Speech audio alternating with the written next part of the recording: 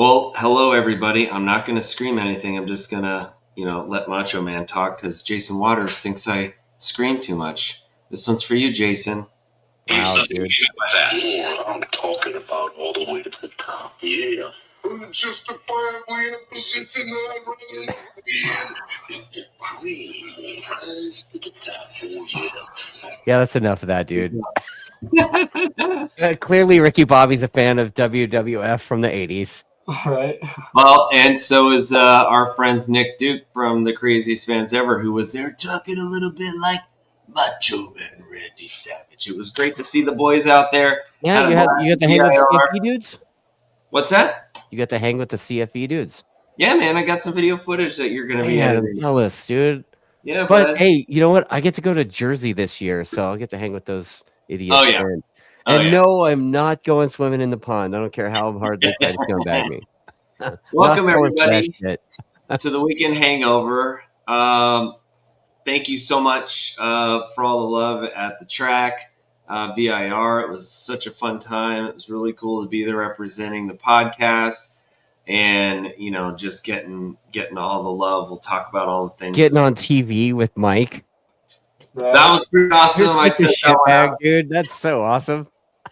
I did set that one up because I was talking to my boy Shane Maggs, and then I saw Mike coming my way, and I kind of stepped away a little bit. So he saw the T-shirt, he saw me because I had already talked to him earlier in the day. Yeah. And then, he came over. I was like, "Oh, we can hang over," and then so that was fun. That was a good time, dude. Mike is so rad. That guy is just straight up switched on. Oh yeah. A lot of energy. Yeah, and it was cool to see to have Steve English around this year was really cool too because he's world level commentator, man. He's the world Superbike guy, and he's coming to hang out. So you can't even tell he hasn't even been in the series. Right. He hasn't spent any time in America, and he's talking about all the guys, and he's doing the thing with Roger, and it was great. Dude, he puts in work, man. I don't even know, dude. I talk to people when I go to the MotoAmerica rounds, and I've got the guys that I've started to talk to on a regular basis. But that dude straight up just study. He must study. He must have his head in the fucking video and everything all the time. He knows everybody. It's pretty impressive. So well, speaking of, we got Chris Elliot with us, and he was there at the weekend. We got to meet in person for the first time, so it was pretty cool chatting with you a little bit and hanging out with you and Chris Simcoe out on the hot pit wall for the start of this. What was it, Superbike race? Yeah. So that was cool, man. Yeah, it was pretty cool. It was super awesome to meet you, for sure. And I saw Simcoe on TV for a bit too. Yeah. He was popping in and out with that loud shirt. It was fun, man. It was super we had a good time. Well, he wants to make sure he's found, very easy. Years ago, when Leno was still on, I had this Cowie shirt on, the lime green with the giant, K on the front or whatever. And I'm in there, and because of that stupid bright ass green shirt, I ended up on the show. They had some stupid bit. I had to speak and stuff. Really? Oh yeah, dude! A million years ago. On Leno, huh? That's awesome. Oh yeah. Cool. Yeah, I'm showing my age, obviously. Kreece probably doesn't even know who that is.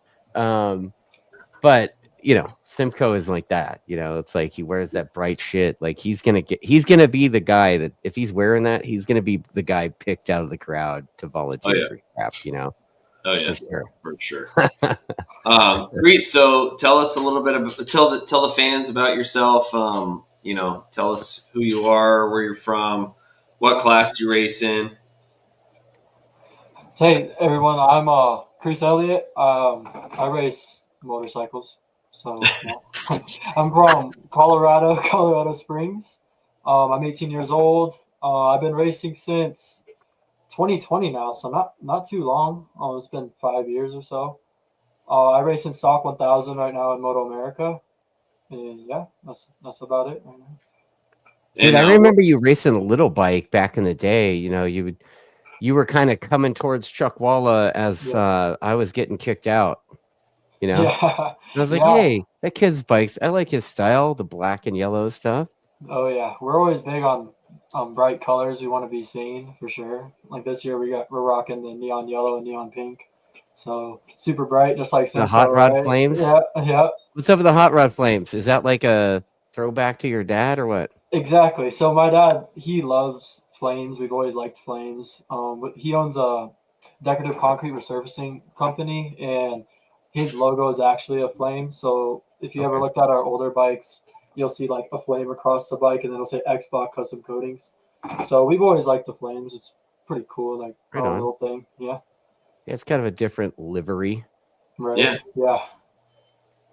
No, it's you definitely have a pretty colorful bike, so it's very easy to pick out, and you guys had some pretty cool colors. The K is what I was able to pick up too, with the circle and the crown thing. So Yeah. Let me ask you Yeah. this, Kreece. You've had a tough go of it, man. You want to touch on some of that stuff, or I mean, this Yeah. season hasn't been exactly the one you probably want to brag about to your Mhm. friends in 5 No, years. definitely not. I've gotten a good introductory to the 1000, that's for sure. First round in Atlanta, I broke my hand within 2 laps of the first session, so that was awesome. Way to start out the year, kind of thing. And yeah, like the whole last year was super well with adapting to a 1000. I feel like my riding style really suits a big bike, that point and shoot kind of stuff.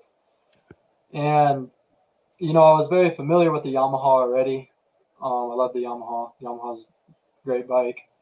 But in Atlanta, is just everything was just happening so fast in that first session.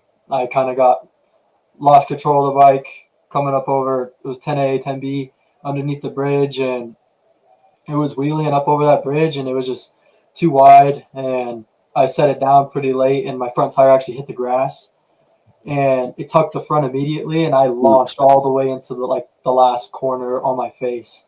oh, And yeah, so that was not the start we wanted by any means. And I totally yard sailed the bike. We bent the frame, swing arm, triple clamps, forks were bent, everything. So, but dude, yeah, it's been a struggle year for us for sure. Road America as well. We were having problems with. I couldn't get the bike to shift like on upshifts. Hmm. It would I would go first, second, and then halfway down the straightaway, third to fourth, it would just start hitting rev limiter, and we weren't sure what was going on. Come to find out, the linkage was pretty it was jamming pretty bad. Oh So we wow. weren't sure if it was from travel or transportation. It might have hit something in the trailer, or if it was from Atlanta. But we raced that. I raced race 2 in Atlanta with a broken hand, and Hmm. the bike shifted fine there. So Is we it were a like an little. electronic thing, or Yeah, that's what we thought. So we had Mark Challenger. He came over and went through my electronics, and he said, "No, everything looks good." Uh, Hmm. so we checked the the shift linkage and everything, and then it was actually rubbing like a little bit right underneath, like in this area you couldn't see. It was like you really had to get a microfiber or microglass, whatever it's called. is it rubbing So a bodywork, or it was rubbing on. So how the bar goes up, like the longer bar for the yeah? R1s. It Hmm. was rubbing on the next linkage coming down from the transmission, like barely. So, That's weird. What but kind it of was rear sensor are you using? the Evil Tech. Oh, there you go. Yeah, yeah. We usually like the Vortex parts. So I used the Vortex parts last year, and I didn't have any problems with those. So. Dustin, I think you're gonna have to help Kreece out. You have to hook him up, man. Yeah, I'm gonna have to. I'm gonna have to have your dad give me a call and get you set up with the attack stuff, dude. Oh yeah. Can't be running that crap, dude. Hey, that could be saving my I'm season. not biased or anything. Yeah. Yeah. But yeah, it was just little technical gremlins, and it's just tough, especially for my first year being on the 1000, stock 1000. I wanted a more friendly, inviting into the class, and I feel like I made my mark kind of on the ground and in the pits a lot. I haven't gotten more than. Well, I missed every first practice this year, and Sounds like Ben Smith there for a little bit. yeah, Superbike this year, right? yeah, they've been having a lot of issues as well. Yeah. Are you learning anything? Are you taking stuff away from these incidents and things like that that you could take to future events and maybe eliminate some of that drama? Yeah, for sure. Really just learning like not to get so frustrated after stuff like this. Trying to like stay positive and obviously go through the bike before a weekend kind of thing. Make sure everything works. But yeah, just mainly just having a better approach and mindset to everything is big. It's huge because if you're Have you down, gotten dialed in with the YEC kit electronics yet? I'm getting there. I'm getting there. Did you give you a little some late night tech support? Yep. Before I'm that getting there. race weekend, right? Yeah, I appreciate that. I was able to do some TC and wheelie control stuff before Nice. Virginia. So Nice. Yeah. You all about page 22? Yep. I'm getting Okay. very familiar with that. All the ETB Yeah. maps and all that. Yeah. Yeah, dude. Yeah, you get all that stuff switched on and you start working harder or whatever you got to do to prep. Maybe we'll see you moving forward in the results, yeah? Oh, yeah. I mean, I felt really good this weekend in the rain. I was my first time ever riding in the wet, so that was pretty fun. Yeah, John Ridey says, wait, people build their bikes before they get to the track? Okay, first of all, John, you're a fly-in, dude. You know those bikes are built before you get there. No, he's building them when they get there. Oh, He's that's because he's got Dion riding for him, man. Like, yeah, that dude's hucking bikes down the road, dude. Sorry, Dion. Well, awesome. Thank you so much for joining us, Kreece. Really appreciate it. Yeah, thank you for having me. I appreciate it. Yeah, dude. We can dive right in. It was a really good weekend. The weather was kind of sketch in the beginning. I know practice on Friday was not the best. And, there were some people who didn't want to go out and practice, and that ended up hurting their qualifying.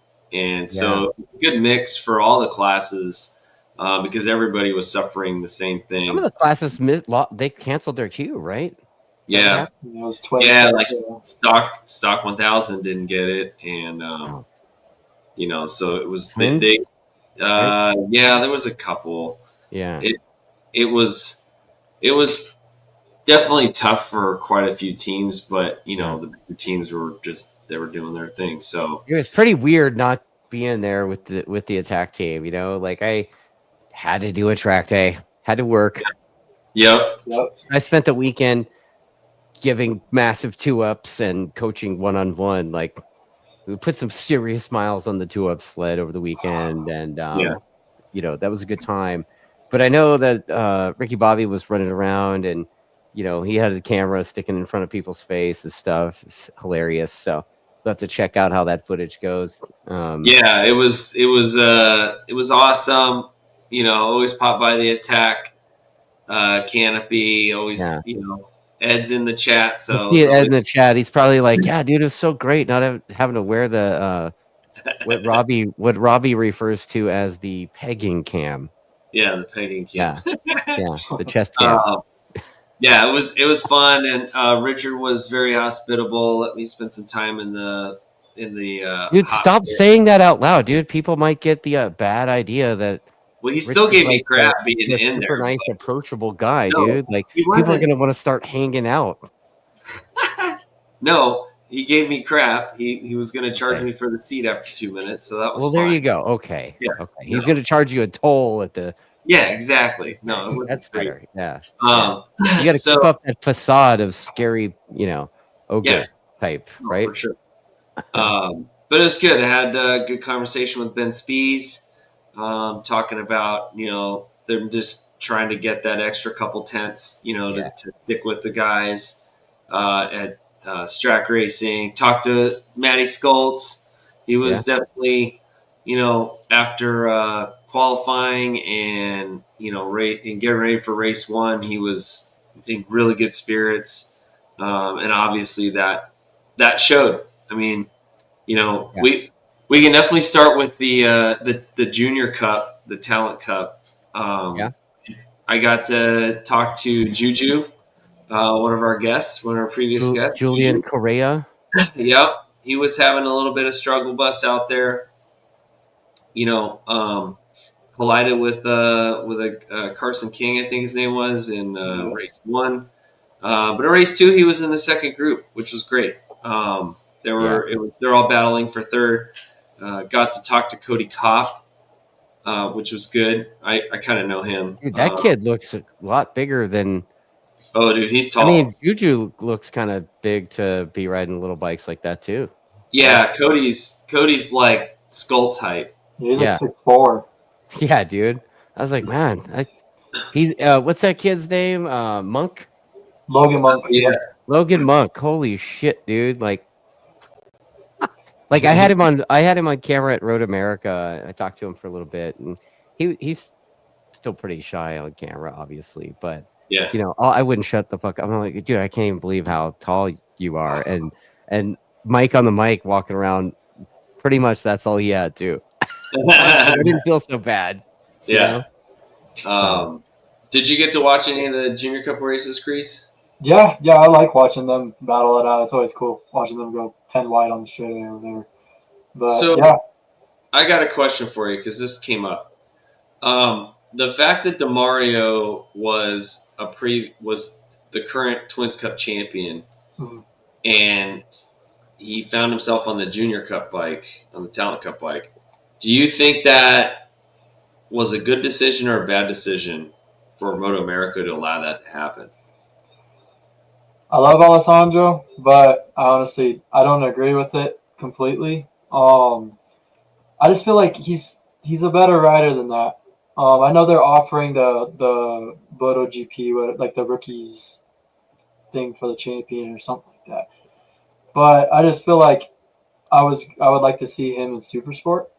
And I mean, obviously he did that session or two at the Ridge and proved he was pretty quick. He was like within the top 10 right then and there, not even being on the bike. But yeah, I don't necessarily. I mean, even like a lot of the kids in it, I feel like should be moving up. They've been in Junior Cup when I was in Junior Cup, and yeah, I just feel like I don't necessarily even like the Talent Cup class. I just feel like they got rid of a lot of signups. They the bikes are expensive, and yeah, that's kind of where I'm at with it. Yeah, I mean, the grid looked busy for that Talent Cup thing, right?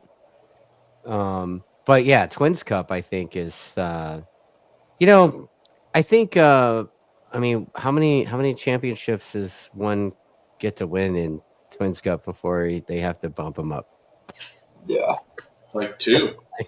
Yeah, 2. I mean, I don't think he's been there forever. I think he's okay in there. I don't know why he's in the Talent Cup class. Yeah, that kind of doesn't make a whole lot of sense to me. I mean, the dude is certainly talented. Kreece, I agree with you on hopefully we see that DeMario kid riding some kind of super sport bike next year. Yeah. He seems to have the talent there. And the future for that class, it seems like, is his teammate. Right? Yeah. Like that dude is a murderer too. Yeah. Right? 100%. Little Hank. Like that dude is like, I call him Hank the Tank. Oh, absolutely Hank the Tank. For sure, dude. For sure. Yeah, and he's a cool kid. I'm pretty close with him and Blake Davis. Blake introduced me to Hank back at Pittsburgh at a endurance race. So so I'm saying, I say I think DeMario needs to continue doing what he's doing and kicking ass. Yeah. And sort out where he's going to ride next time. You know what I mean? Like, this is a national series, dude. This isn't like some, the argument over expert versus amateur in club racing. This is like a national series, and the dude's kicking ass. And you know what? Everyone else needs to step up. Yeah. Period. A good chat with Bodie Page. He's riding for Corey Texter and Rob McClendon. And he had a little bit of rough go on Saturday's race, but Sunday he was right there. It was Cody Kopp, Julian Correa, Ella Dreyer, Bodie Page, and one other kid. who was in that second group, and then it was Hank Vosberg and Alessandro, and paired together for the whole race. It was awesome to watch because I actually watched it from the roller coaster, so it's really cool to see them down there, and you could tell they were definitely lining up some moves. It was pretty. Did you Did you spend any time hanging out in the hog pen? I didn't go down that far. No. It was actually to get back to my. Can you tell I learned the lingo when I was there? Yeah, hanging out with them iced tea drinkers. Dude, you gotta come ride that track, man. It is that hog pen. That would be an adventure of a lifetime. It is sick. It's because you G load and you just especially on the Burrowham, man. You'd be just lighting up the rim. Well, not right now on the Burrowham. Case is still apart down in Huntington. So yeah. So yeah, you know what? I got a comment in the chat that I kind of want to address. John Righty. Sorry to pick on you, John, but John Righty says cherry picking for sponsors, probably in reference to Mario staying in that class. And a lot of people say that kind of stuff, even at Superbike. It's like, why are you cherry picking here when you should go to the world? The reality is maybe that's the opportunity he was provided. You know what I mean? Yeah. Like it's not like y'all are just scrolling through and applying for whatever rides there, dude. It's like, or is it? How does it work, Kreece? Yeah, I mean, your dad buys a bike and goes racing with you, basically, right? At this point. Yeah, it's very hard to find rides, and if you do find one, they're hundreds of thousands of dollars. Yeah. So, I mean, is what I said about that pretty? Do you think that's pretty accurate there? Yeah, you gotta put yourself in his shoes. You take what you get. You know what I mean? He could have got presented a SuperSport ride. We don't know. Yeah, I mean that Robum ride's a pretty solid ride in that Twins. Right. Yeah. Right. So, yeah. And him being just crowned national champ again. So. Yeah. Again. It'll bring more rides for sure. Yeah, I mean, I'd like to see that Robum team continue on. How many number ones has that team generated in that class? A lot. Most of them. Right. They built a good bike. Blake Davis took a couple from them. Yep. Yeah, Blake. Yeah, Blake's the only guy that seems to be able to beat up those guys. Yeah. But other than that, I mean, shit, they've had DeMario. They've had Caleb. I think was a champion for them. Who else? Did Junior get it? Did Gus get a championship in that class? No, he didn't because Blake got him when Gus was in there. Yeah. So I mean, they're right there, dude. They seem to be able to build a winning, capable package, regardless of who rides the thing. Yeah. Because I mean, if it weren't for him, dude, Vosberg would probably be dominating that class too, right? So. Yep. Yeah, because Vosberg and Matthew Chapin have been coming in second and third. Right. Chapin too, dude. Like, I mean, those guys are the future in that SuperSport class, dude. Between Chapin, Avery Dreyer. Yeah, dude. That whole class of kids that used to murder each other in Junior Cup. I mean, I don't see anything different for them happening when they get to SuperSport on whatever.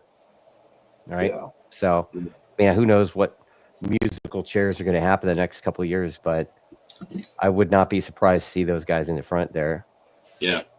I definitely have a shout out for Twins Cup. My buddy David Doodoo Brown, his son Chase got 5th in race 1 from 15th. Yeah. And race 2, he got 6th from 15th. So shout out to Browntown Racing, Chase Brown, good job. And I got an interview with him. So did you talk to Shawnee Yu at all? I did. What's going on with him? I mean, I know mid-season, him and his boys, they all decided it was a good idea to get rid of them Yamahas that he was damn near winning on. Well, and red Suzuki's.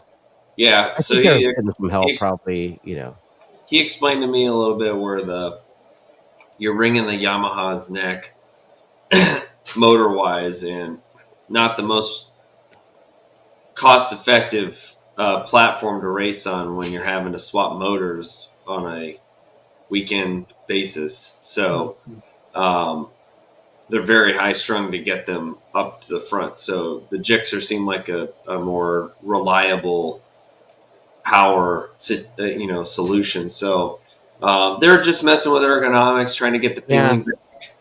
It's pretty much it. They're testing during the race weekends to figure out Yeah. and set the thing up, Yeah. And he'd already spent some time on that R7 thing that he had dialed. So Yep. like Well, he's his going to go team, back. his crew, they're super great. They put a bunch of effort in, and it's not really reflected in the results, unfortunately. What's cool is there's a bunch of young dudes in that camp. Yeah. They're all a bunch of I love seeing young people. Yes. Out there, growing up on the not rider side. Yeah. Yeah, they all got their wrap around mirrored lenses, sunglasses, and muscles sticking out the shirts. Yeah, those guys don't suck at partying either. No, but what I heard. It's good to see younger people being involved on the mechanical side of things. I know. Oh, absolutely. Data shit too, man. They're looking at data over there too. So yeah, so I know John. The squiggly line thing is carrying on, right? For sure. Kreece, are you guys? How much data are you guys looking at?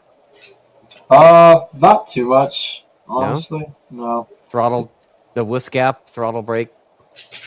Brake. I look at a good amount. Yeah. It's just all super hard, to learn. We need to find a good data guy. Yeah. Or a girl. I know a girl who's really good. Oh yeah, Chloe. I think Chloe. I know Chloe very well. Take anybody's money. Yep. She's getting good at this crap. Oh yeah. Twins Cup. Talked to Shawnee Yu. Met Andrew Y. He. My buddy Tommy was working with him, and Kevin Grimmel, who I knew through Arma, and I got an introduction to him. He's like 16, so racing a 660, so it's pretty cool. So it's pretty cool with the the younger cats that are coming in. So so that's pretty much it for Twins Cup. We can roll into SuperSport. Oh yeah, Trevor Watson, Pit Vipers and Squiggly Lines, and dude, high noons in there too, huh? Or some White Claws.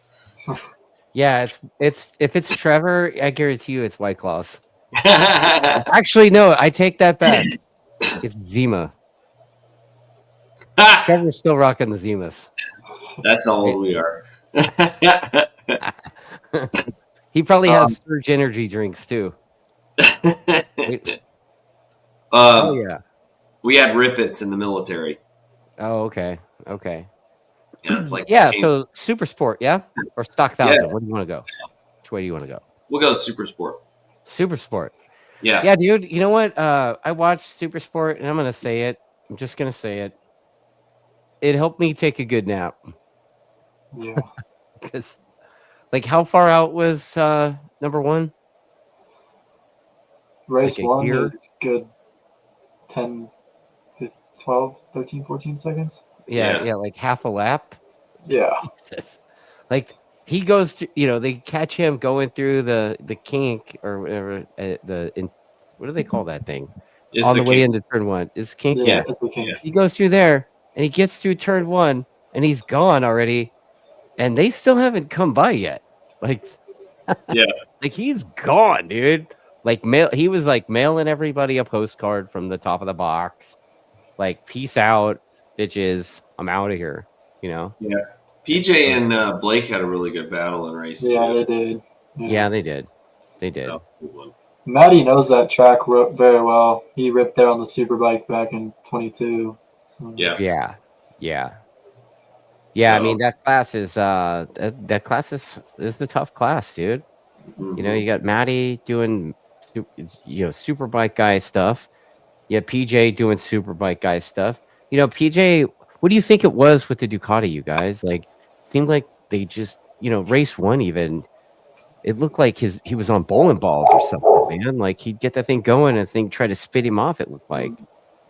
Looks like a 1000. like off of the first couple of laps, it looks like he's just sliding everywhere right away. Yeah. Looks like he can't really hold grip too well at the start of the race.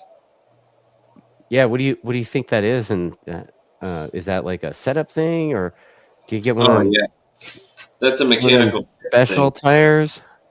Right. The sticky one that was the tires that were like in the back of the semi, you know, under the sun for the last month. You know, he got that set. Yeah. Yeah, I don't know. It looks like a mechanical grip problem, and he's just, you know, I watched him coming through the S's on race 2, and the thing is just doing this kind of grab, just trying to grab anything on the track. That's not super confidence inspiring. Yeah. So I don't know, man. I think it's pretty much done. I think it's a done deal.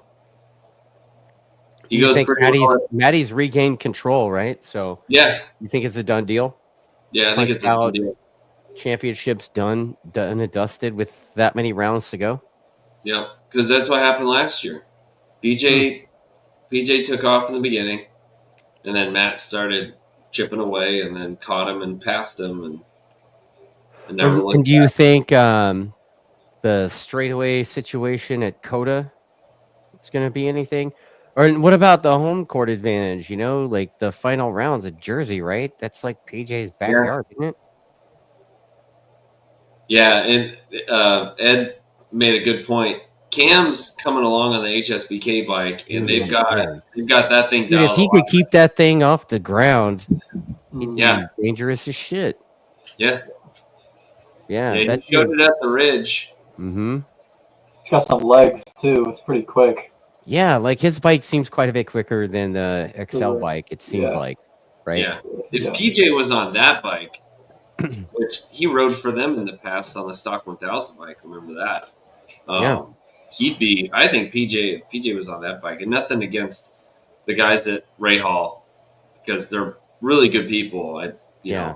Obviously I have a close friend of mine that works for Kayla, but I just think that the HSBK guys just have been around that bike long enough to know. Well, they've won 2 championships with that bike, so it's not surprising they know how to build a fast one. And Campy, that dude's a legit guy, you know. Yeah. I mean, like, and I'm me, so of course I'm going to talk shit, right? But I mean, like, it is what it is. But CP, dude, if that guy if he didn't have bad luck, he would have no luck. That dude smashes up bikes like it's his job, dude. Like it's crazy to me. Like he's always injured, he's always hurt, he's always something, but man, when he's on, that dude is on. Yeah. Period. He's a man on a mission. Right? Yeah. Yeah. Yeah. So. But I think it's a done deal, man. What about and there was a guy that's it. There's a guy that's in that class that, he had some pretty strong seasons a few seasons ago, but man, the last couple of years, the dude, he's been like, for the most part, nowhereville. Tyler Scott. Yeah. Like, what's happened to that dude? Nothing. I have no idea. I mean, I don't think he forgot how to ride. I don't think he's forgotten how to ride, and I don't know. I'd probably have to check the stats on this, but I'm guessing he's not going slower. Is he? It seems like that team's kind of hit a fault, and Strack and all the Ducatis have just kind of upped their game. Like they're breaking lap records almost at every track they go to. Right. Besides Laguna. Yeah. I'm not really too sure what's going on there. Well, I don't know. Did we lose Bobby? Did Bobby have a Taco Bell internet moment? Yeah, maybe. Wow, dude. Bobby just Taco Bell internet us. All right. Who's got the Taco Bell internet? Now no. He paused for a second though, right? Like, I'm not crazy, right? Yeah. Who's got the Taco Bell internet? You do. Me? Yeah. Was that me? Yeah, you're like, oh wow. You guys all were pausing on my end, so I'm right next to the router. Oh wow. Yeah, I'd love to provide you tech support, Bob, but no, not during a live show. It's not happening. Yeah, Trevor says the Gixxer just ain't the bike anymore in that class. I mean, maybe that's it. I was saying it was when Josh was riding the V2 for HSBK because Tyler was right there half the time. Mm-hmm. So, I mean, he was right up his butt half. I mean, that battle at Road America, you had quite a bit of rounds where Tyler was harassing him, and Tyler won a few races. Right. So, yeah, it'd be kind of interesting to talk to that guy on a real level. Yeah. When I talked to him, I don't know. I don't remember where it was because it all kind of blends together when you walk and talk to people. But when I talked to him, he was just like it was like he had he had ingrained into his skull the rundown of what he was supposed to say. So I didn't feel like I got like the real from him. That's okay. Yeah. He looks at his job. He takes his job serious, and Yeah. He doesn't know me, so he doesn't owe me anything. No, he doesn't owe you squat. He absolutely nothing. He may owe you a kick in the junk, but not even that. Oh man. Well, let's roll into Stock 1000. Yeah. JD Beach, dude.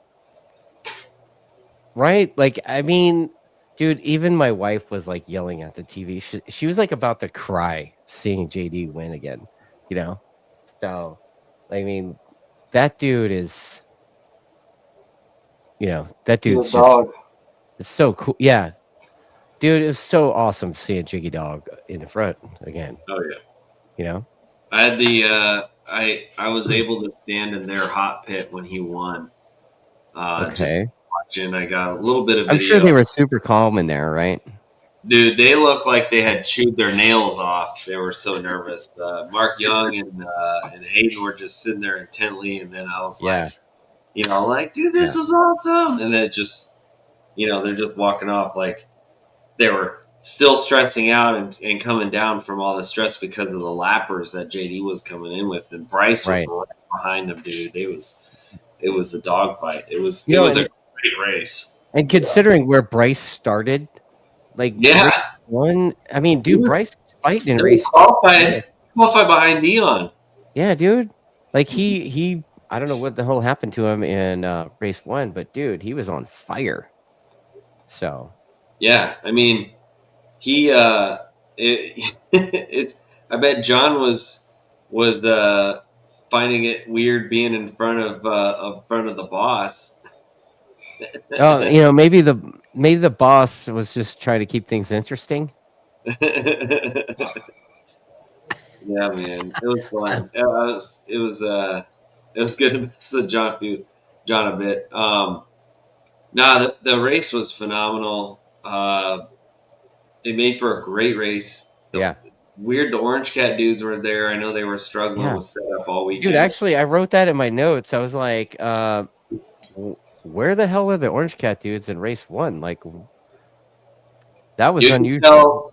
Andrew and Jason were not happy on Saturday because I was walking around, I was saying hey to them, and they were just like, really? They were busy because they were like, this isn't good because JD caught up on points.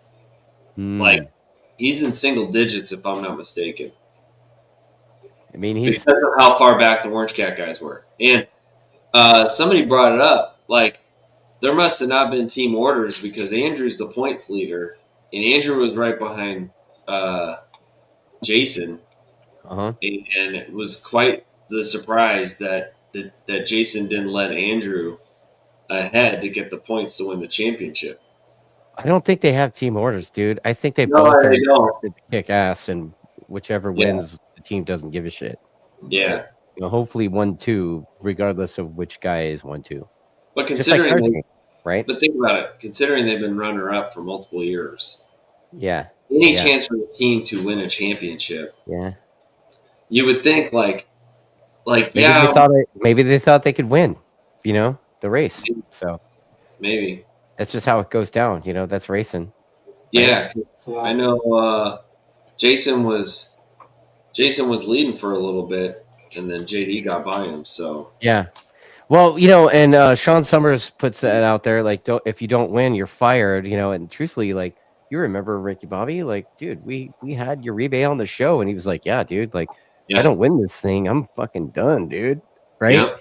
And then somehow he got it right again. So I guess that rule didn't really apply, but then again, he also gave it everything he had.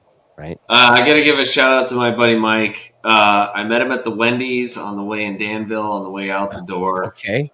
It was his first weekend at VIR, and him and his buddy, they had never been to a motorcycle race ever. Oh, wow. It was their first one. So we got to chat it up a little bit, told him about the podcast. So he's on. So, Mike, what's up, buddy? Welcome to the show, Mike. Thanks for watching this stuff, man. That's awesome. Yeah, it was fun. It was a good chat. So I was actually wearing your hat on the way out. So, dude, you were wearing my hat on TV, bro. The TrackDaz on TV. I was like, hell yeah, dude. It's awesome. Yeah, it was fun. It was such a great experience. But yeah, it's being there with JD. I got an interview with JD, so look for it on the vlog. Okay. So it was right after he won, and it was funny. I was at VIR in 2019 when he won on the Estenson Attack Racing bike, and I posted up the picture on my Facebook. I'll make sure to put it up on the Weekend Hangover Facebook group. But I had a then and now, and Wyman was in the picture. Nice. With JD, nice. He was talking to JD. So, oh dang, he got his suit order today, so he's going. So Mike's gonna go do a track day. Yeah, man, he's all VIR. I don't know. He's down closer to Charlotte, if I remember. Okay. But down that way. So. Cool. Yeah. Either way, dude, get out on the track. I got a track, party, dude. Everybody needs to do that. Buy motorbike. Go to the track. Yeah, man.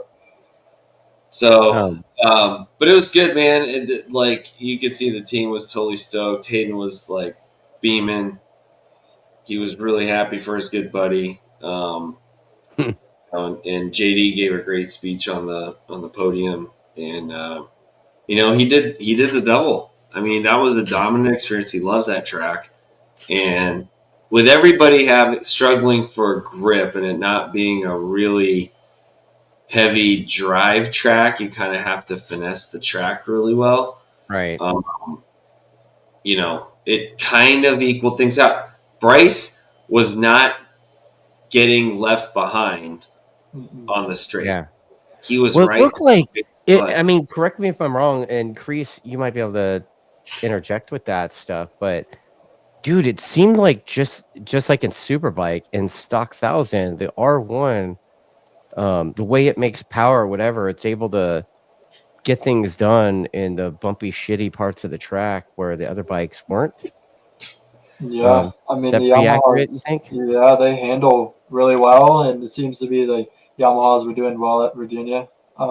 Even my trap speeds when the bike was working were a couple mile an hour off of the orange cap bikes. It was right there with JD's bike. I mean, the DPR bikes, they run really well. Do very good. Hey, what do you guys? Who was that Aguilar guy? Oh, that was the P2 or whatever. No, there was this Aguilar guy, privateer dude, that qualified P2 in stock 1000. Yeah. Like, who is that guy? Well, it was because their qualifying was all jacked up. Yeah, okay. We were in the rain both days. Okay. That makes sense now. I was like, wow, dude, who is this Aguilar guy? As Trevor said to me on the way home, he said those types of conditions and race tracks, the technical race tracks, the ones that have been going there for a while or whatever, the competition gets leveled a little bit more. So if you just are feeling it and, you can put in a good qualifying sessions and stuff like that where everything's you can get you can be farther up the grid than you normally are, like a Road Atlanta or Road America or something. So VIR is a very unique track when it comes to that, because nobody, other than Bob and Matty Scholtz, there weren't really any runaways. Dude, there was singular runaway. That Aguilar dude, he was top 8 in race 2. Yeah. I mean, that's pretty solid, right? Yeah. That was really solid. Yeah, I was in race 1 before I had my mechanical. I was up to, it was like 15th. He had to start from the back because he missed the warm up lap. So he was working his way through the field, and by lap 4 he was behind me, and it was me, Durbin, and him, and we were all battling before I had my mechanical and I had to pull in. But yeah, he was coming up. Yeah, maybe we'll see some more of that guy, or do you guys think he's just a one-off VIR guy? I know he ran well at Road Atlanta. He was on a Honda there, and then he was on a Kawasaki at Virginia. So I don't know. I know he's I think he's pretty well known in the East Coast. Yeah. If I'm not mistaken. Cool. Yeah, he's like the East Coast, jersey. like a Andrew Lee type on the East Coast, maybe, right? Or no? Yeah, maybe. Or Kettleson. Who, speaking of, was there. Yeah. Yeah. And if you follow Trevor Watson on social media, the answer to his question, who was the baby in the picture he was holding, it was Brendan. Ah. So. Okay. You had already told me, but I didn't want to give it away. I wanted other people to come up with the answer. But, and look at Chunky Buns calling me out in the comments. She's like, "Oh yeah, listen to Coiner talk like he doesn't know shit," which means he, in fact, knows shit. Thanks for the confidence boost, but no. Oh man, not really. Yeah, I think with the championship tightened up now with JD, it's JD goes really well at Mid-O. Yeah. That's that team. Basically, that's their home track, right? Like, yep. I mean, Mark Young works at Mid Ohio or something, doesn't he? Something. Yeah. Yeah. So they'll be good at Mid-O, and he goes well at Jersey. So it's if you think about it, if he can finish in front of Andrew Lee at a couple of those race weekends, it'll be tight at the end. Yeah, I think feeling the orange cap bikes are going to do really well at Coda. Yeah. You have a feeling about that? Yeah. Where does that feeling come from? Could it be the fact that the place is like 6-gear straights, like more than one? All. Yeah. Oh, Jersey isn't stock 1000. It's Mid-O and Coda. Yep. Yeah. Okay. Coda. So he's got to put it up pretty much in Mid-O, and then dude, when it's swamp assy like it was at VIR, it looks like it was anyway. Dude, it was amazing. Do you feel bad for the guy that has to wear the orange cat suit? It wasn't swamp assy. It was like it was nice. Yeah, it was perfect. Really? Overcast. Yeah. No humid. It wasn't humid. Really? Yeah. How strange. We had a cold front. It was on TV. It was like, man, it looks. I don't know, dude. Dude, it was beautiful. Really? It didn't get above 80 in the sun. That's awesome. Yeah, the mornings were crisp. There was some dew in the mornings, but I got out of my trailer, had my start up the pot of coffee. Either way, dude, do you want to wear the orange cat suit on a race weekend? No. How much do they pay that guy? It's probably nothing. Whatever it is, it's not enough. Yeah. Right? Man. Yeah. So, Superbike? We talked Superbike? Yeah, man. The cream rises to the top, as the Macho Man says. Dirty Bob doing the thing, right? Dude. He looked good. He looked switched on all weekend. Even when I popped by, he had something to do, and he was warming up, doing his earbuds thing, and you could tell he was super focused all weekend. Catch him doing his little prison workout that he does. Yeah, man. Yeah, he was switched on all weekend. It was really cool to see. Yeah. As everybody's saying, Stockton slapped the entire grid. Yeah. And, He has Stockton slap in the chat. The thing about Bob and that team is that the work that they put in, right? Like, on the way, they tested a VIR in the wet on the way to Road America for 2 days. Bob got in a pretty healthy argument with his exhaust pipe with one of those packs of geese, So maybe he just, he told the geese what's what. They stayed out the way this time. Yeah. Right? Yeah, but I mean, Bob had something different that nobody else had this weekend. I mean, towards the end of the race, am I crazy to hear that he was doing 24 or something while the guys in fourth and beyond were in the 27s? No, he was doing 25s. He was low doing 25s. But he was. While everybody else was in the 26s and 27s. He was over 10 seconds. Yeah, he was gone. Like, mail you a postcard from the podium. Especially when Josh crashed out, man. It was like. Well, I'm talking about race 1. Oh, race 1, yeah. He was checked out in race 1 too. Yeah. He was doing 24s and 25s while the other guys were doing 27s. Yeah. Crazy. But he did it, it was like a kind of reminiscent of what Gagne used to do, right? Just metronomic. Yeah, he would just go out and basically robotically bang out fast laps forever. Yeah. So Bob's, I think they did a little breakdown post race, but like Bob's fastest time was a little bit slower than Bob's fastest time, but he was able to. Yeah, but his slowest time was still like 2 seconds plus faster than everyone else's slowest time. Right? Like he had a pretty consistent structure of laps throughout the race. I think he only varied within a couple of tenths, maybe the whole length of the race.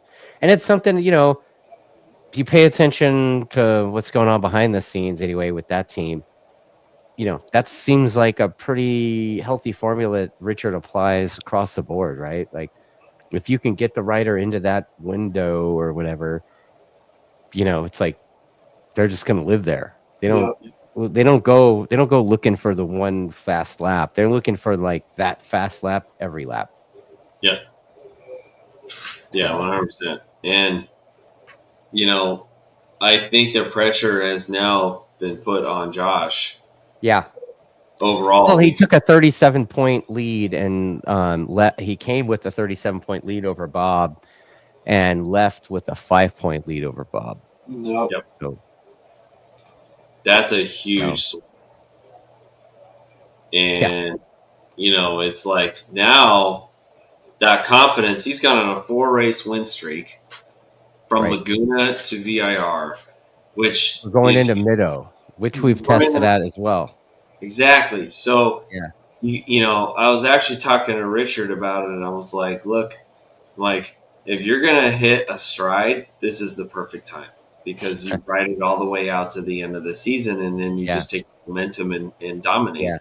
Yeah. And there are 3 races at Circuit of the Americas, and I'm sure Mr. Stamboli is not taking that lightly, and neither are the riders. No. Right.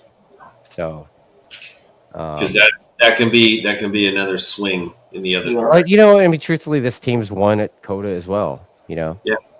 And that's where the pressure comes in because, Josh was under a lot of pressure, and Bob was going on a win streak, and Josh was like, "Can't have this happen. I got to stick it." And he was, you might as well put a wide load sign on the back of his bike because he ain't letting anybody by, man. It was, he fought, dude. I mean, that guy's kind of a lunatic, right? So him and the other lunatics back there were all trying to kill each other, basically to get. Except for Jake. Jake did not want any part of that. You could tell he's just sitting back, trying to stay there, but. He just did not want to be a part of any of that mess. He was waiting for it to happen. Jake gets closer. He takes a couple of ticks. He gets a little bit closer each weekend. But I mean, it just shows you like how steep it is at the top, you know. So, Yeah. you know, a healthy, 100% healthy Jake, I don't think would be anywhere near where he's at right now. Yeah. But I think he's chipping away. So, I mean, if we see Jake W at the end of the season, I wouldn't be surprised. I hope so. You know? Yeah. Yeah. Yeah, triple header at Coda in near triple digit heat. Sounds awesome. Hell yeah or hell no. Watson. Hell yeah or hell no. Let's do it, dude. What is that song? Hell to the nah, hell to the nah. Yeah, dude. The last time I was I held the umbrella for those guys, and it was 100 and whatever. Like the bottom of my Adidas melted. Oh yeah.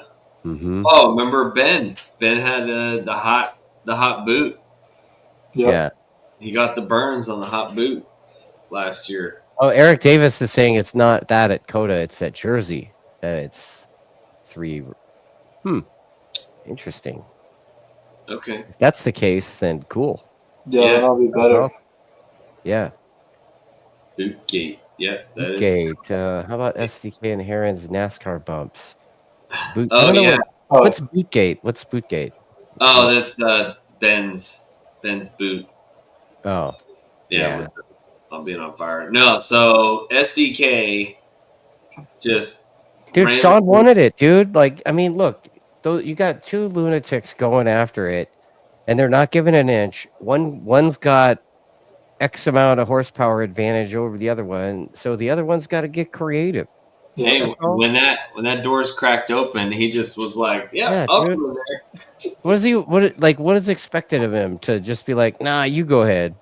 Right. That doesn't sound like Superbike to me. Yeah. Nah, you go ahead. No. You first. No, dude. They're gonna race for it. Yeah. And that's that. It's not like they were perpendicular to each other and use one as a berm. They're both going for the same inch. That's what it looks like to me. Yeah, they Josh was obviously heated on the track, but then they joked about it on. Yeah, dude. Yeah. I mean, that dude's always heated on track, and he's always, waving his fist and whatever. But, truthfully, I mean, everybody that races is like that, Oh, yeah. You'd probably think there's something wrong with him if he didn't do that. As nice as Kreece is, I bet that dude's a savage on track. So. Oh, he's a jerk face for sure. I've seen videos. You got to throw a leg dangle when you go by sometimes. Oh, is that right? Yep. Slide her in sideways and throw a leg dangle. Okay. That sounds all right. It's the swag. Yeah. Okay. Yeah, I mean, so it sounds like you're. Are we all in agreement with that? Just being aggressive racing. I think it's good. Big money. Yeah, dude. It's good for the sport. I mean, it's professional superbike, dude. Like, what do you want them to be like? Super polite and nice to each other, dude? You want them to be axe murderers? Yeah.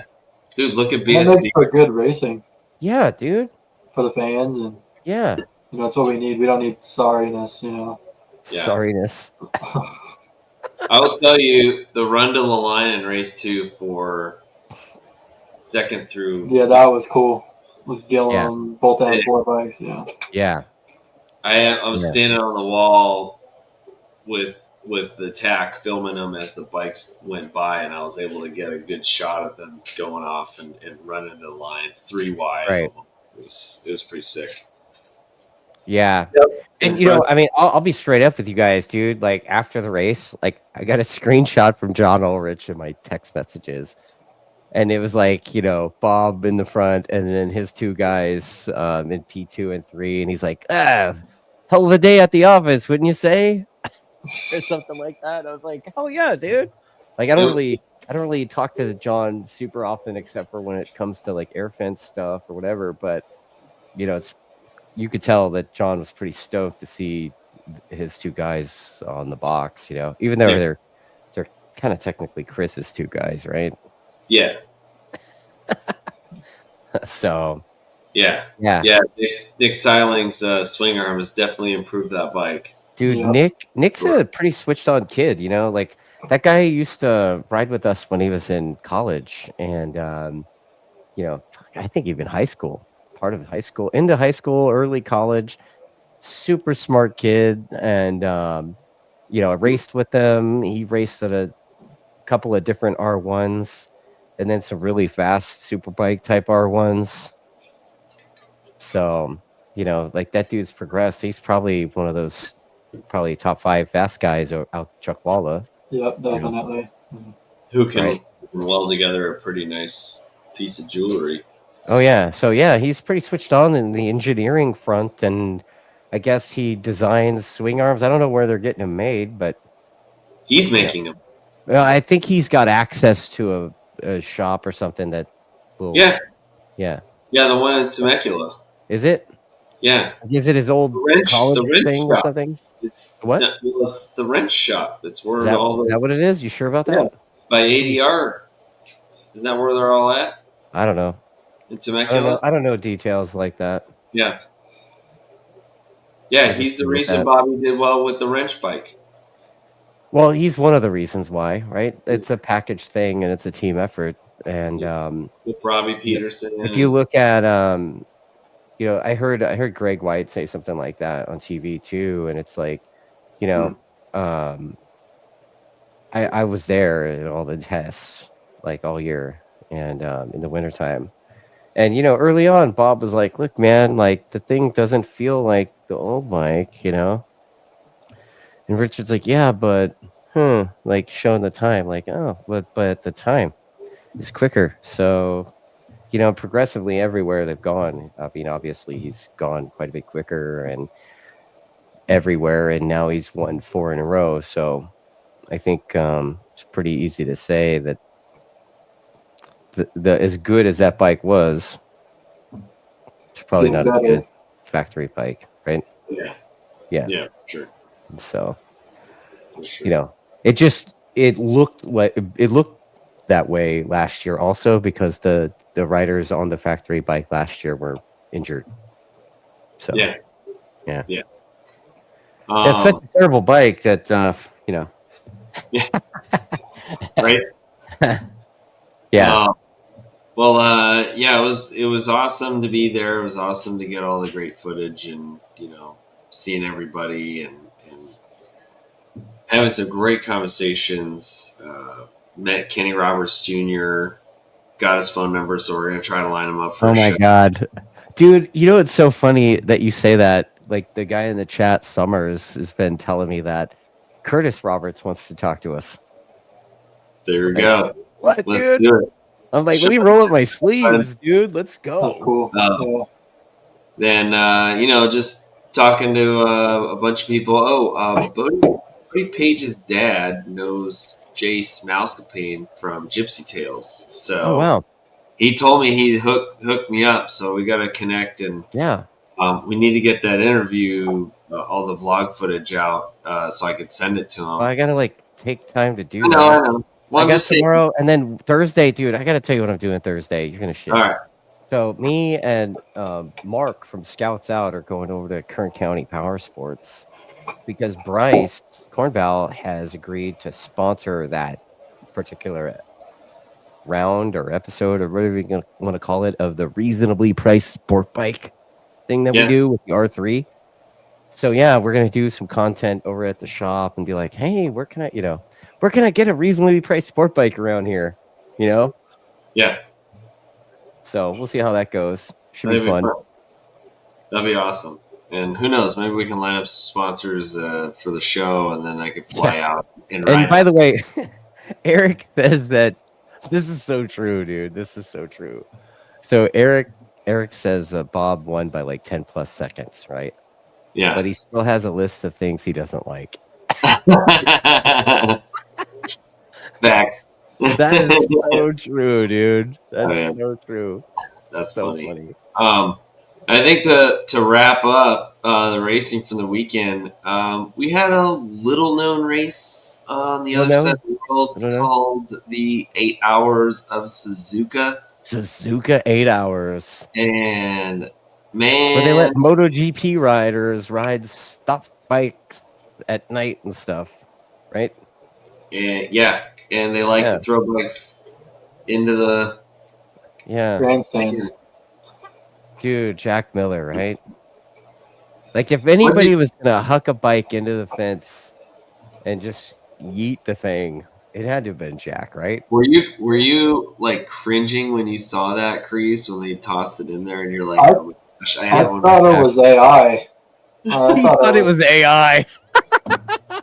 Yeah, I came in from a session out of MotoAmerica, and I looked at my phone, and I was like, man, oh, it went down. And then I was like, is that the bike? Like, it's all the way up here, like, almost out of my phone view. Yeah, dude. Yeah, nope.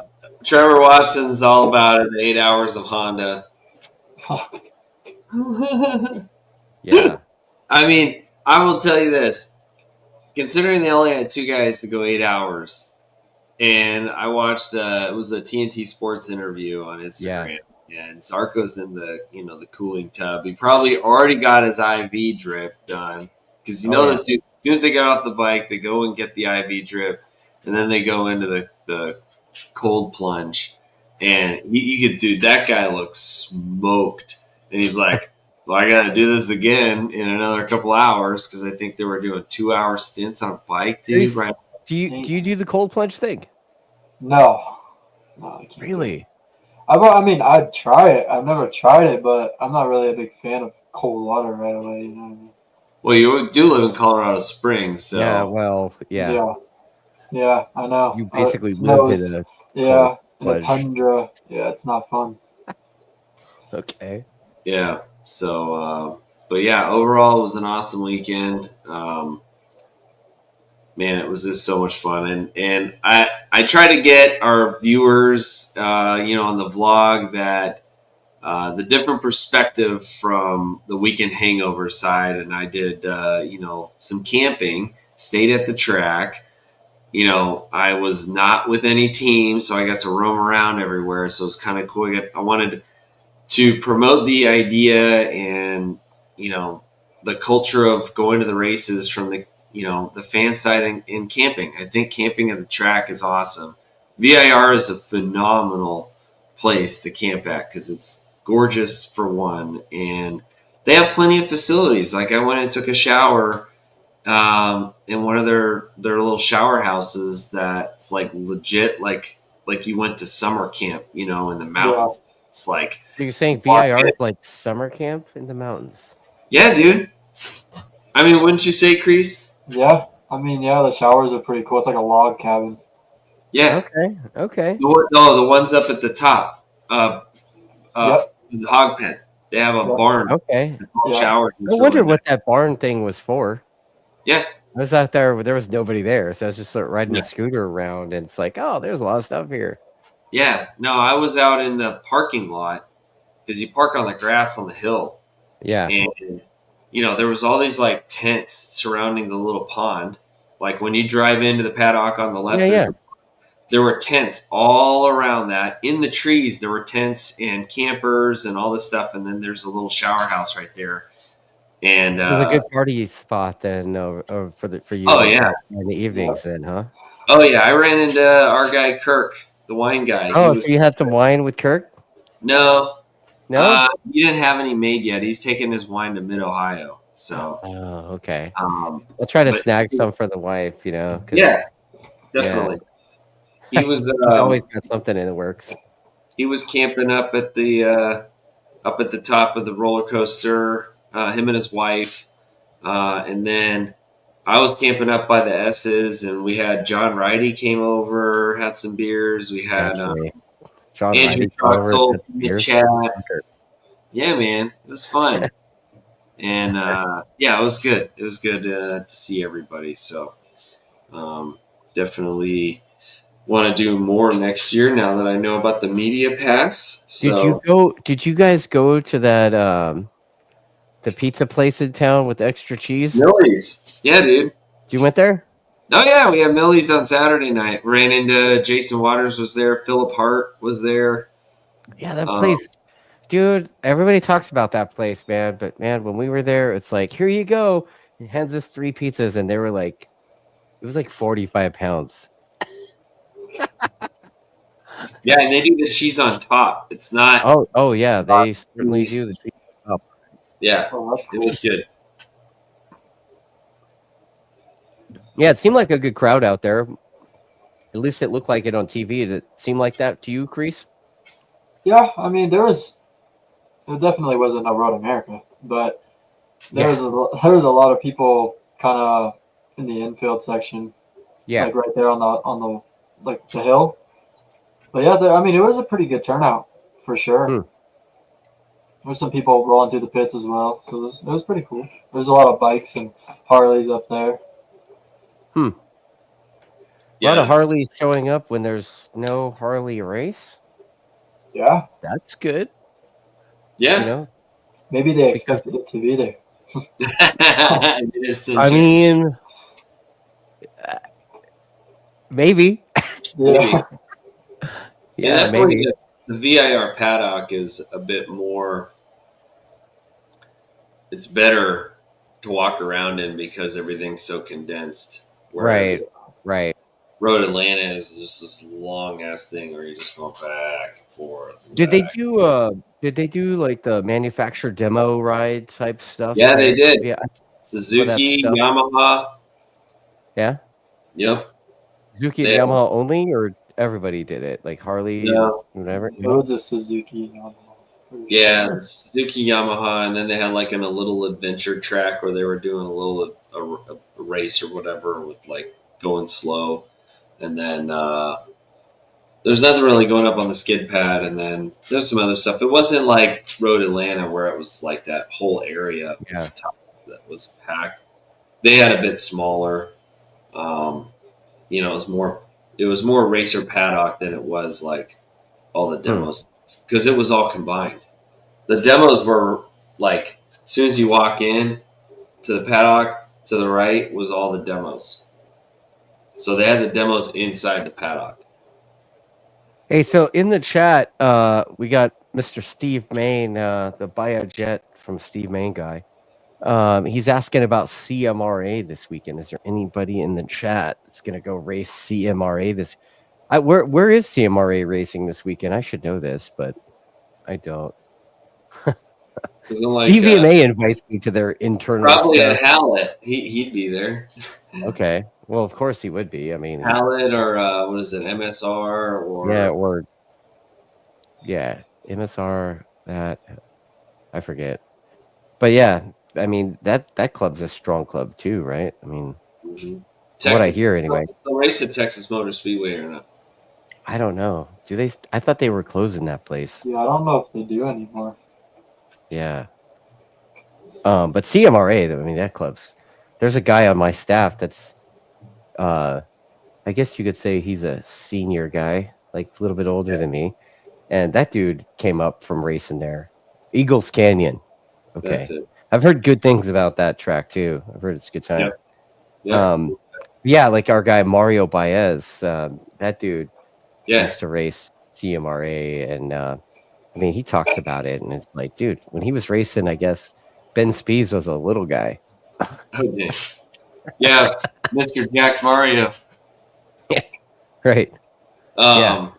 So now we got Road Atlanta at the end of the month with Wera. We got Azra at Road Atlanta, which is different. They haven't raced. I don't know when the last time Azra's ever raced at Road Atlanta. They somehow got the Pan Am Superbike weekend that Pan Am had to drop. So Azra, you got a month or so before you get to ride with Nate again at Coda, right?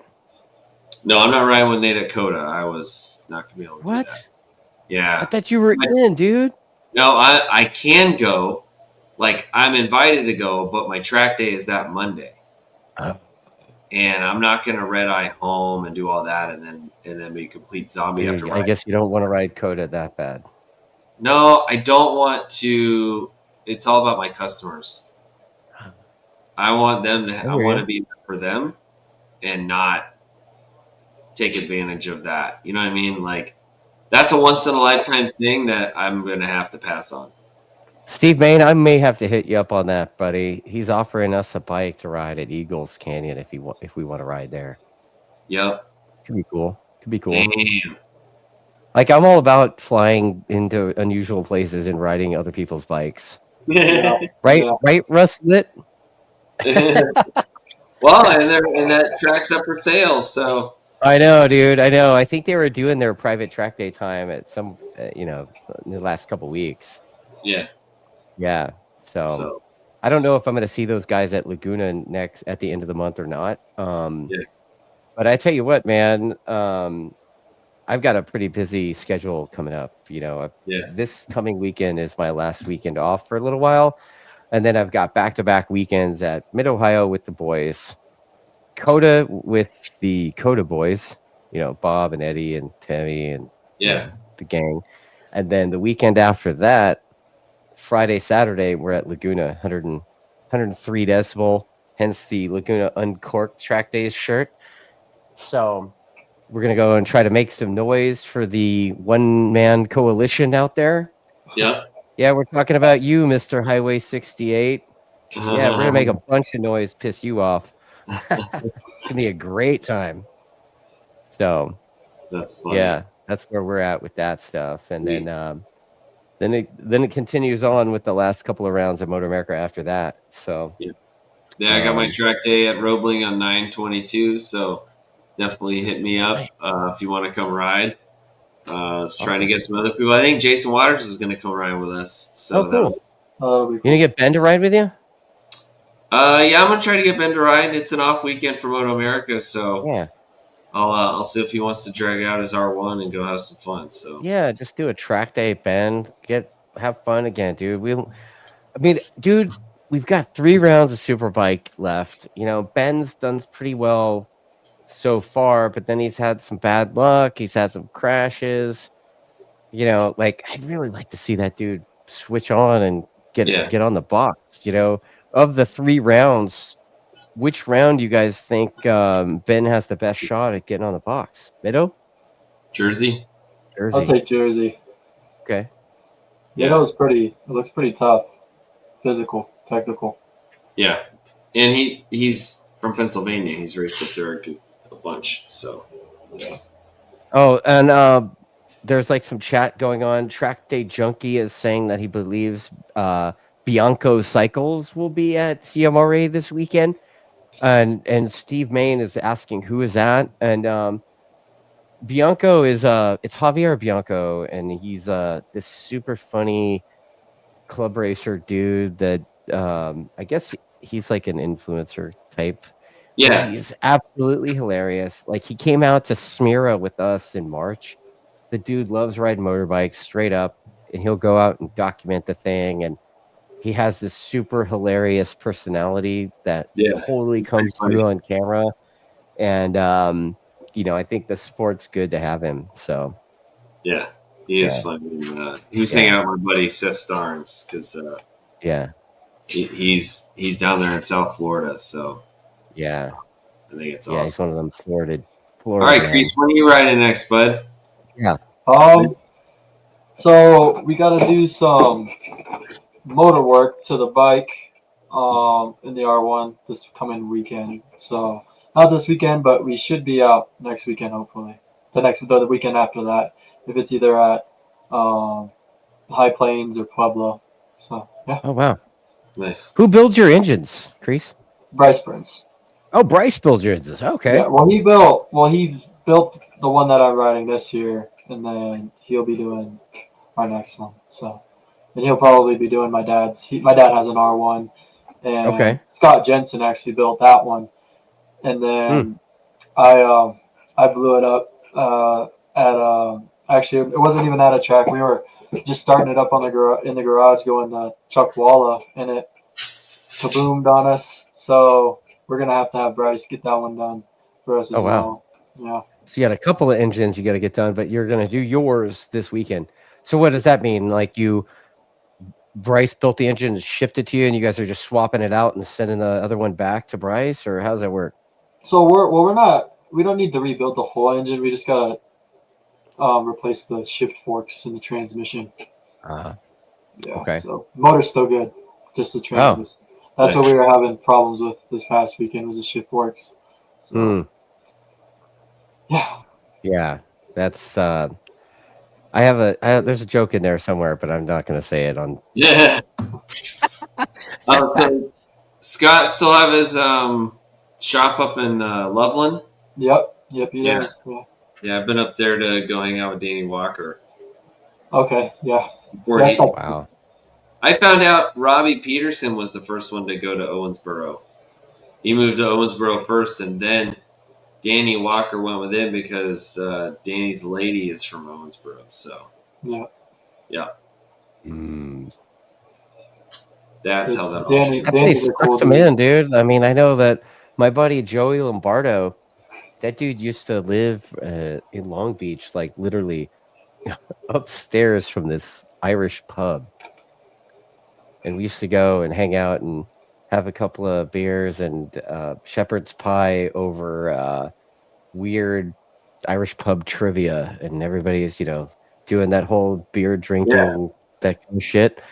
And now Joe lives in OWB and he's working for Tommy. It's Oh, so wow. great. That's awesome. I think he drives their rig and stuff. Yeah, well, Tommy You've was probably there seen this Joey weekend. around, haven't you?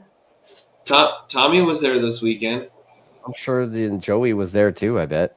Yeah, because they had the Essenson rig for the one kid for Sam Drain riding the Beer Cup bike. Yep. Yeah, So- if there's a rig, if there's an Essenson rig there, I'd almost guarantee you Joe's involved in that. Yeah, I think it's Steve Essenson, right? That's his name? Yeah. Yeah, I think he was there too. Tim. Tim Essenson. Yeah, that's right. Yeah. He was there too. Yeah, super nice guy, that guy. Yep. That guy straight up loves motorbikes and funds a lot of it. So Yeah. a lot of guys It's cool to see that rig. racing in our country is racing for that dude. Yep. Hmm. Yep. Yeah. So good stuff, Yeah, man. Dallas Daniels, etc. Yep. JD spent some years riding with him too. So Won the championship. well, fellas, Yeah.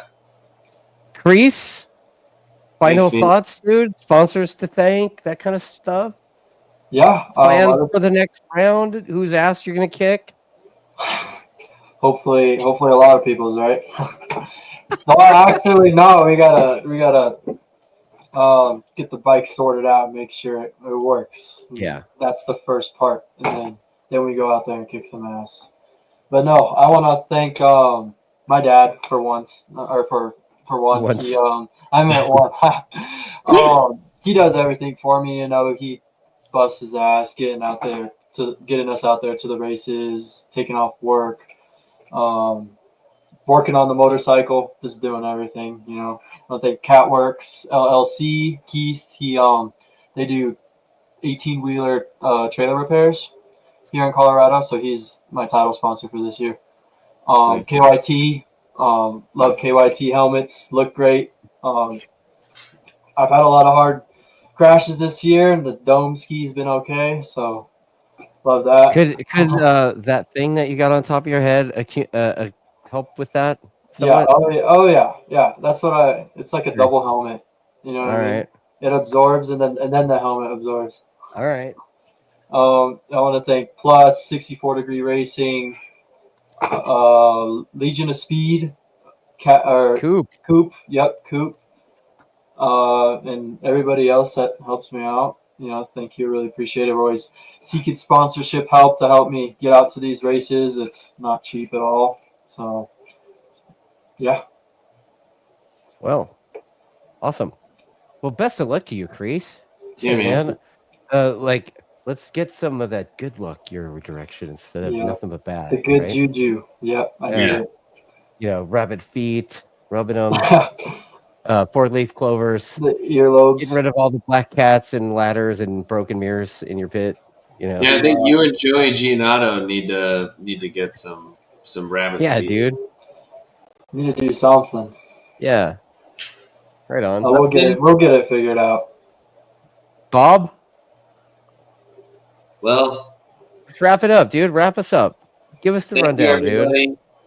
everybody. We did shout out to our boy Lugnut. He was out there kicking some butt, so it was good to see him. Yeah. Some boys from out west. Power, my homie Power AB. He was there too, helping out one of his boys. So it was great to see everybody out last weekend. and excited to do some more next year. This is my last round for the year that I can make, so definitely going to try to figure out some stuff next year. It's great racing. So looking forward to MotoGP coming back from the summer break, World Superbike. So we'll get a strong finish to the year. Right on. See you, everybody.